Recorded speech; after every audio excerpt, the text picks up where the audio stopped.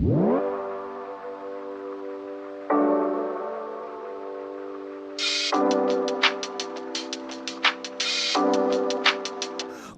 afternoon, good morning, good evening, everybody. It is Saturday, January 10th, and you know what that means. It is time for the High Risk Wrestling Podcast. I am your host, wishing you all a happy new year. Jeremy Pierce, welcome one and all. You know you can check out the socials, Charismatic Creations on Facebook and YouTube, Charismatic_Creations52 on Instagram, and of course the 215 on Twitter.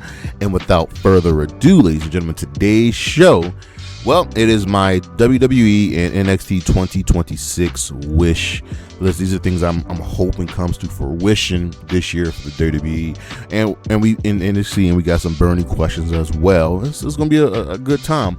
But for now, you know what's next, so just go on and hit my music.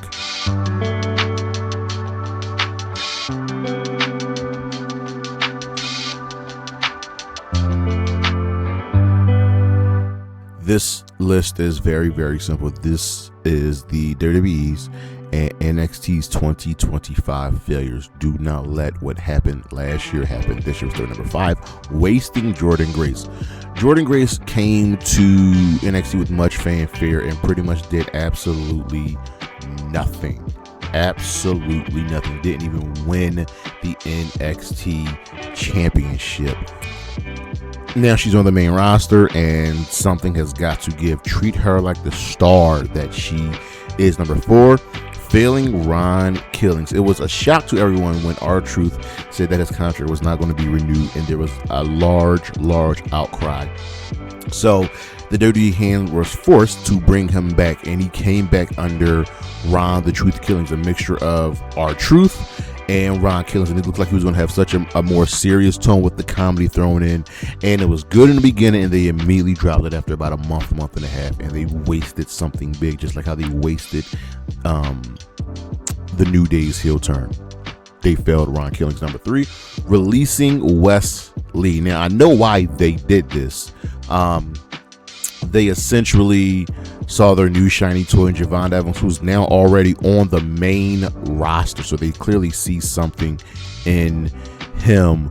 But Wesley was doing everything great, and once they had him cut his dreads, once he turned him heel, it was kind of a lost cause with him, and they kind of just messed up, because we've seen time and again where someone gets released and they just succeed somewhere else. I'm looking at you, Ricochet. Number 2, jobbing out TNA. Now, I thought in the beginning this NXT-TNA partnership would have been very good, but in the end, NXT has consistently gotten the better of TNA. Outside of the Team TNA steel cage match at the Hardys winning the tag team titles, TNA has consistently lost to NXT, and that has failed the partnership. So I can't even get excited anymore when we have these TNA versus NXT matches. And number 1, failing Julie. Yes, he just won the Women's United States Championship back again, but she pretty much did nothing for all of 2025. Again, WWE saw something in their shiny new toy, and Stephanie Becerra completely forgot about Joy. She was coming in with much fanfare and did a lot of great things, but the Joy that I've seen in Stardom and in New Japan is not the Joy that I see here in NXT. It's not the one that I see on the main roster. They failed her. We'll be right back.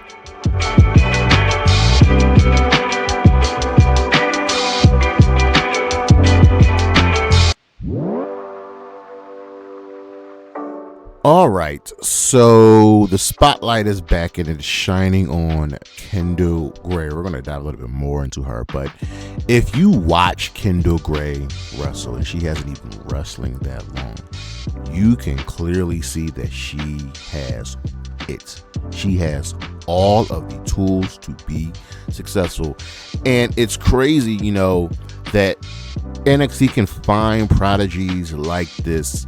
They brought in Roxanne Perez, and they brought in a couple others, and now Kendall Gray is here carrying that torch. She's just good, and she's your current Evolve Women's Champion. She's already been featured on NXT, but there's clearly something there with her. Aligning her with Ren Sinclair has helped.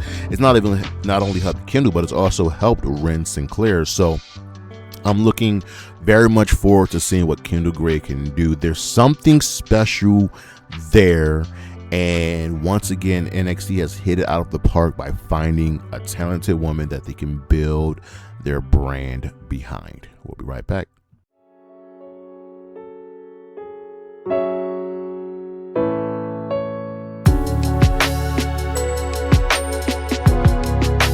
All right, so Happy New Year. That's the last time you're going to hear me say that, but this is the wish list for the WWE and NXT for 2026. And there were many highs and there were a lot of lows in NXT and WWE. You know, we had the continued crossover with TNA. We've had the ESPN deal and the Netflix deal. TNA coming in and kind of being elevated from, you know, said deals, getting themselves a TV deal. We've had the women pretty much of NXT outshine the men. The WWE did something that I thought could not be done, which was get people to cheer for Charlotte Flair. She's been amazing. You kind of look forward to seeing Charlotte Flair on TV. We've called up people. So the WWE has done a solid job of 2025. And the question is, are you excited for 2026? I don't know just yet. But we have our wish list for NXT, our wish list for the WWE, and we're going to dive into all of it. So we'll start off with NXT. And first things first, you have to go all in on Blake Monroe. She, right now, is exuding exactly what Toni Storm has said about her in that last promo. When she said, and I quote, "You do not deserve the dignity of death. I sentence you to a lifetime of mediocrity. Your life will continue, your career will continue, and it'll be good, but never great. People will like you, but never love you, because the star that you are will not compare to this monster that you've become. So you will dwindle, be replaced, and be forgotten. Then one day, many years from now, someone will ask, whatever happened to Mariah May? She found out what happens when you try to kill God." Crazy good promo.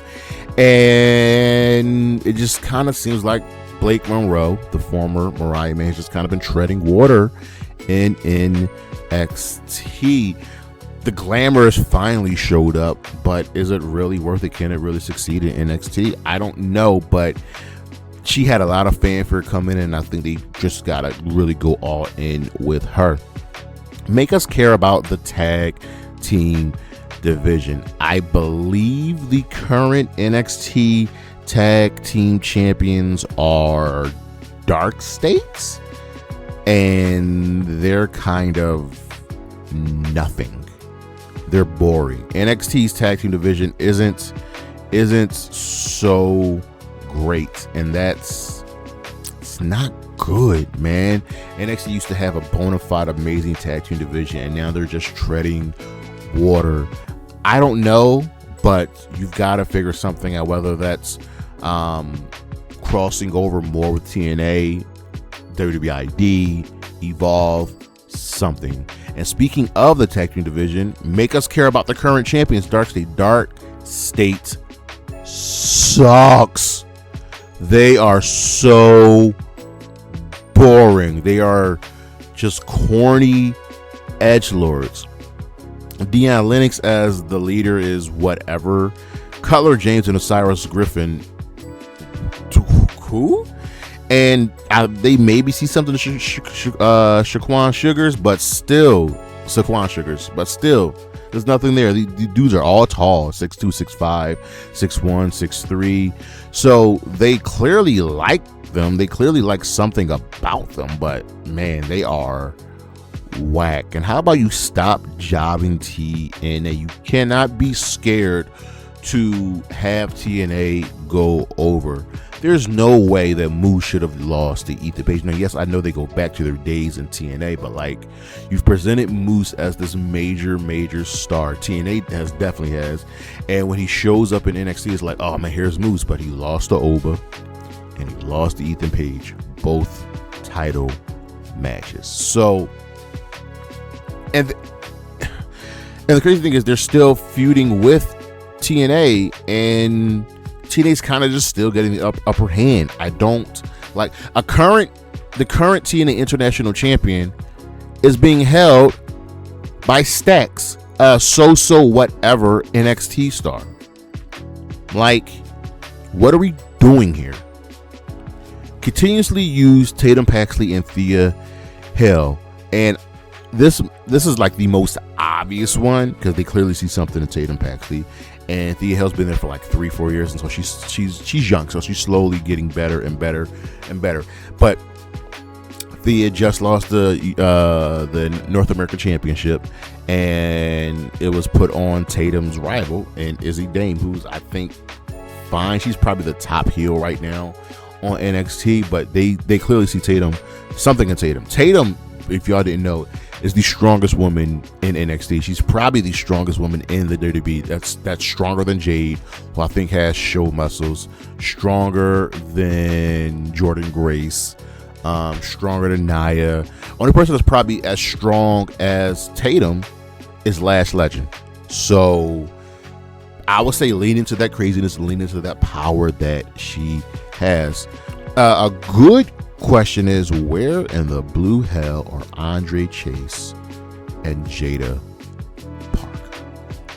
Andre Chase is one of the most over guys in NXT. Hilarious, can get serious, has made people care. Jada Parker is also one of the most over women in NXT, and with the recent call-ups, I don't think she's getting called up to the main roster. For the women, Lash has been called up, Jordan Grace has been called up, and it's so Ruka and Zarya are probably both going to get called up before her. So where is she at? Jada and Andre have been integral parts of NXT going back to the 2.0 era, and they're just not here anymore. And at some point, Jada Parker has to win the NXT Women's Championship.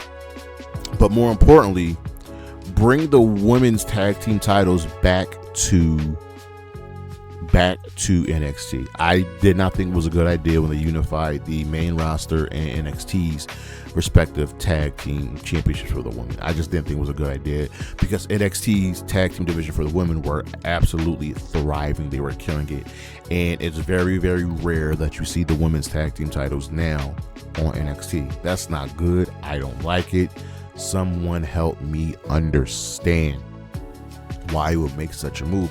Just bring it back, or better yet, if you're not going to bring the women's tag team titles back to NXT, have NXT women featured more on TNA with their Knockouts tag team titles, because the Knockouts tag team division needs just a few more stars. And what men are truly stepping up in NXT? Seriously, what men are stepping up? Like, for the last couple of years, the women have just outshined the men, and I don't feel as though there's truly a true standout with them. And Oba Femi just got caught up to the main roster. Javon Evans got caught up to the main roster. You have Ethan Page. You have Ricky, but it's like they seem less than right now, especially Ricky, who I felt hasn't reached that level that he was in AEW. So what man is stepping up? I don't think it's going to be Stacks, unless they find wherever Andre Chase is. I don't think it's going to be him. Who will it be? This is going to be a very good period for NXT to really discover their new stars. And speaking of who's stepping up, Tony D'Angelo, the man has come back. And there was a failed moment. There's a failed opportunity to have him defeat Oba Femi. I get it. You don't want to have Oba take the L going to the main roster, but you've told the story that Tony D'Angelo is one of the few men, maybe the only man, that has Oba Femi's number, because he's beaten him twice. And when Tony returned, Oba was shook. So Tony's got to win the NXT championship, men's NXT championship, now that it's vacated. So again, he's another person that's been here since the beginning, since the 2.0 era, and you've got to give him the ball. And the main key to NXT are the women. So yes, Lash has been called up. Jordan Grace has been called up. I don't think there's been another woman that's been called up yet, but someone else is going to be called up. So you have Soruka, you have JC Jane, you have Zarya, you have Kehlani Jordan, you have Ariana Grace, you have Ren Sinclair, you have Lola Vice. These women right here are kind of your crux. In addition to Tatum Paxley and Thea Hale, the crux, your bread and butter of NXT. JC Jane has become a 2-time champion. She's really been elevated to the main event. They clearly very much see something in Soruka.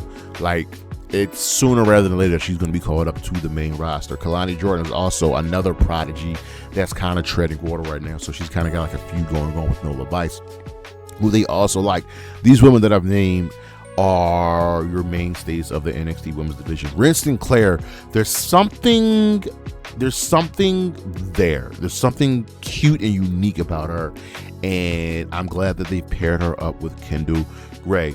On the injury side of things, I hope Nikita Lyons puts it together and stays uninjured. They've had her for a long time, but they clearly are keeping her for some reason. I want her to put it together. Being in Evolve has helped her. I also would like them to leave the Performance Center, leave NXT Arena. They do go on these tours every now and then. It's mainly just the Florida Loop. Occasionally they'll step out on the rest of the country like they did when they came to the ECW Arena. They came to the Metro. I can't think of it. There's another arena here in Philly.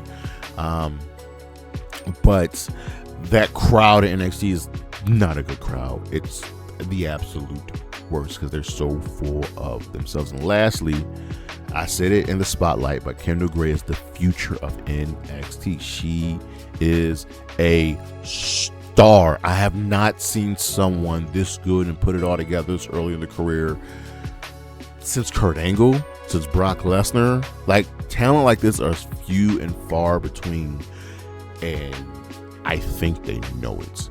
And you've got to put the belt on her at some point this year. So let's get into the WWE wish list. And there's a lot you could harp on, but we'll start with, we need more matches on the PLEs. And the worst part is, it's not going to happen. 5-match cards are abysmal. And they're abysmal because you're making us wait 20 minutes between not only when the bell rings to end the match, but between the next bell to start the match. You have a large, talented roster, and yet you can only find it in your way to get 5 matches on the card. And it's usually like the same people on the card every event. That's not good. Use your roster. Stop talking so much.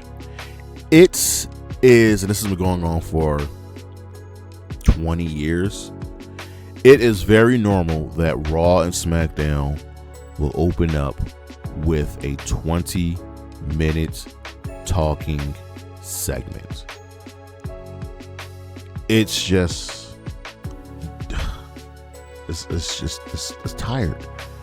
And they'll talk to recap everything that's going on from last week instead of just showing and not telling us. And then they'll go to commercial. Well, no, they'll go backstage, have a quick talking segment, go to the first match, which will be the wrestlers coming out, the first wrestler coming out, and then going to commercial, and then coming back during the match for like 5 minutes, and then going back to commercial. It's tired. Switch up the formula. Book the Women's U.S. Championship better. Book it better. People are like, oh, we should probably get rid of the U.S. Women's title. No, you just book it. You did a fantastic job with the Women's Intercontinental Championship over on Raw. So why can't you do the same with the Women's United States Championship? So the Women's Intercontinental Championship went from Lyra to Becky to Maxine back to Lyra. So they've only had 3 champions, I believe. The women's U.S. title started with, I believe, Zelina Vega. then went to Chelsea Green, then Julia, and then back to Julia. No. Chelsea's a 2-time champion. So, yeah, that shows you how bad they've booked the Women's United States Championship, because I can't even remember who the champions were. That tells me that they need to book it better. Give them the stories that you are giving to the women's Aussie title. Chelsea Green was the first champion. Okay. So do something. Please do something. We begged and pleaded for the women to have mid-card belts, and it's great that you have them there, but you are failing the women on SmackDown. Speaking of the current Women's United States Champion, you better push Julia, and you also better push Jordynne Grace. Most of the SmackDown Women's division is tied up in the tag team division, which is fine, which is good, but Jade Kirkwood doesn't have a challenger, and you know they're going to keep the belt on her until Bianca Belair comes back, just to put the belt on Bianca Belair. So you have to start pushing Julia, and you have to start pushing Jordynne Grace hard. They are the future of your division over, Michin and Zelina and even Jade. You just have to lock in with them. What I also would like to see is Chelsea Green winning big, and by big I mean I want to see Chelsea Green win the Royal Rumble. I want to see Chelsea Green become women's champion. I don't care if the reign is 1 month. Chelsea Green is too good to be relegated to the mid-card, and she's too talented not to be in the main event. Yes, I feel strongly that Alba Fire should be pushed more, and the real ones remember her as NXT UK Women's Champion. I can't wait for Piper Niven to come back from her injury, because she's shown that she is talented. But Chelsea's got to win big. Cody needs to turn heel and then go over to Raw. Switch up the rosters and make Cody a bad guy. A delusional bad guy. Not like evil like Randy used to be or Kate. No. He's got to be delusional and swarmy and feels like he's owed something. A heel turn would do wonders for Cody's career. The crazy thing is, I feel like it's coming. I think we all know it's coming. Just don't fail his heel turn like you failed John Cena's heel turn. Make sense of the vision. So the vision is currently consisted of Braun Breaker, Bronson Reed, Austin Theory, and Logan Paul. All 4 talented men, and Austin Theory just returned. Braun is the future. But don't forget about Bronson Reed, right? He's been there. And Logan has already fought for titles. And for some reason, they're keeping Austin Theory here. So do whatever you got to do with the vision so they can splinter off into the stars that they are. Also, push Obafemi. Like, he needs to be a juggernaut. He needs to be running through people. He needs to be the ruler, and he needs to have a foil. Who is his opposite? Because you called them up. He's here. Make use of him. Please fix the tag team division. I do not want the tag team titles unified again. No. Do not unify the tag team titles. They don't. No. You just have to care about tag team wrestling, because other companies have shown to care about tag team wrestling. Keep pushing Maxine Dupree. I like the initial run with the IC title. You can't have her go back and cater. And if this leads to my next point, then okay. Because I need the Natty Neidhart murder spree. I need Natalya here. I need the training montages to come back that she has with Maxine Dupree. And I need Natty to kill people. She's been there for, almost 20 years now. So Natty can do it. Maybe she gets one last run. Maybe she gets the Aussie title. Maybe she gets one more women's championship ring. But Natty needs to go on that murder spree. I need new and younger world.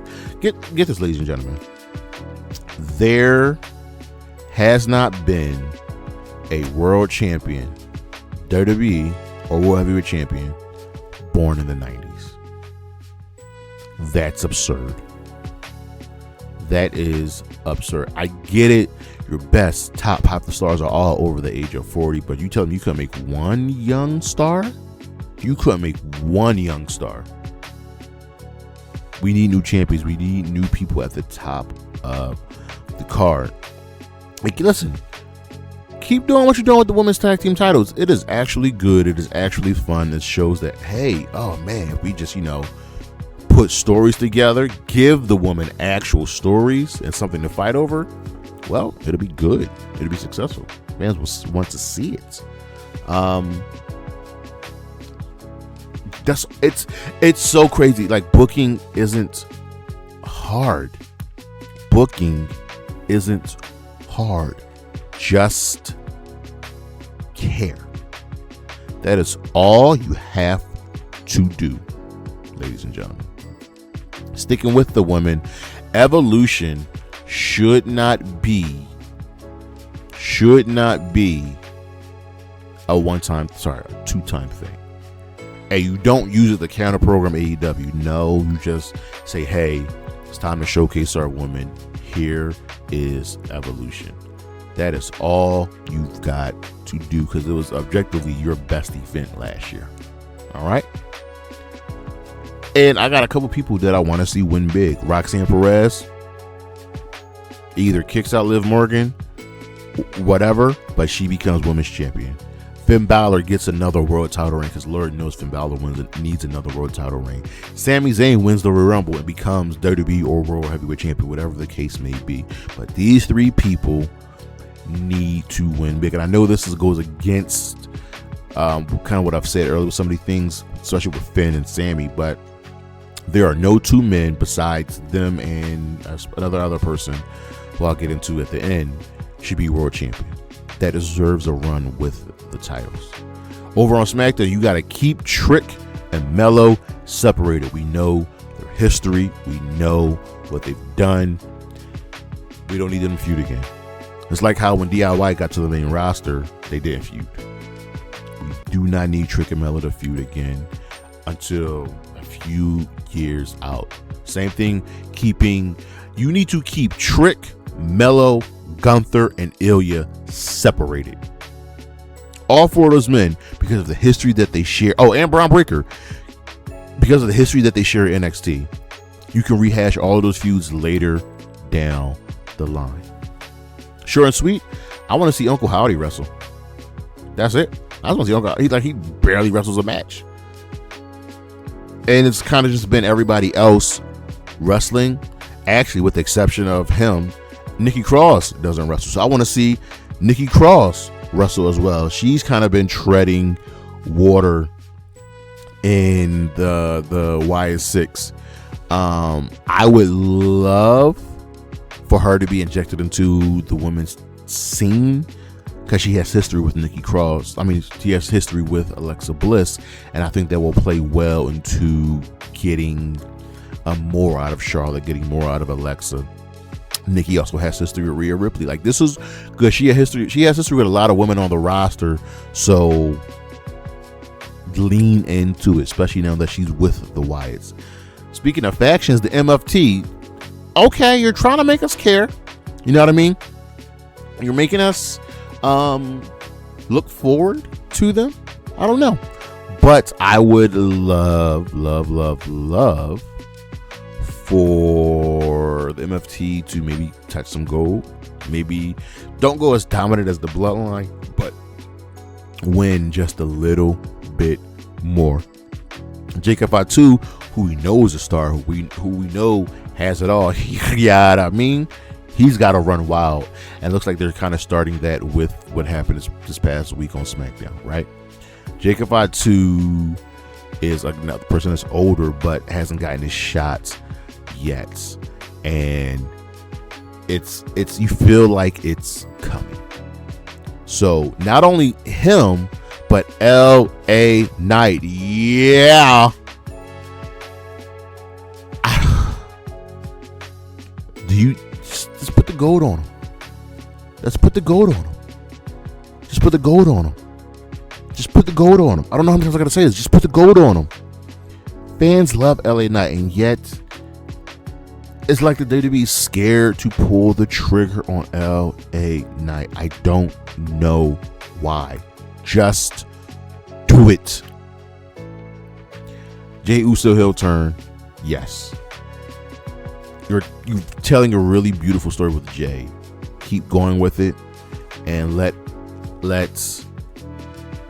him get out of it. Let him grow, and I'll be fine with another world title reign. Speaking of reign, Roman Reigns apologizes. It's never going to happen. He's never going to apologize. He's just never going to apologize, and that's okay. But he's pretty much a part-timer at this point, and I don't really need to have him wrestling much more. And lastly, Kevin Owens gets healthy. Kevin Owens comes back. Kevin Owens gets the title run. He should have won against Cody, but WWE's booking and storytelling is the worst. So Kevin Owens gets healthy. Kevin Owens comes back. Kevin Owens wins the world title. That's my wish list. There's much more I could have gone through. I want to know what you guys think. What's on your wish list? There's more stuff to talk about, like Randy Orton. What do they do with Chris Jericho? And what about the call-ups and SmackDown going to 3 hours? And the just crazy monetization of the WWE and the ticket prices. There's so much more, and I just wanted to be realistic with some of these things. But that is our show, ladies and gentlemen. Thank you for listening. Thank you for watching. Check out the socials: Charismatic Creations on Facebook and YouTube, Charismatic_Creations52 on Instagram, the 215 on Twitter. You see what we on the screen, what we got coming up. And as always, Anna J, Willow Nightingale, Chris Statlander, Isla Dawn, Priscilla Kelly, and Bailey. Holla at your boy. Peace.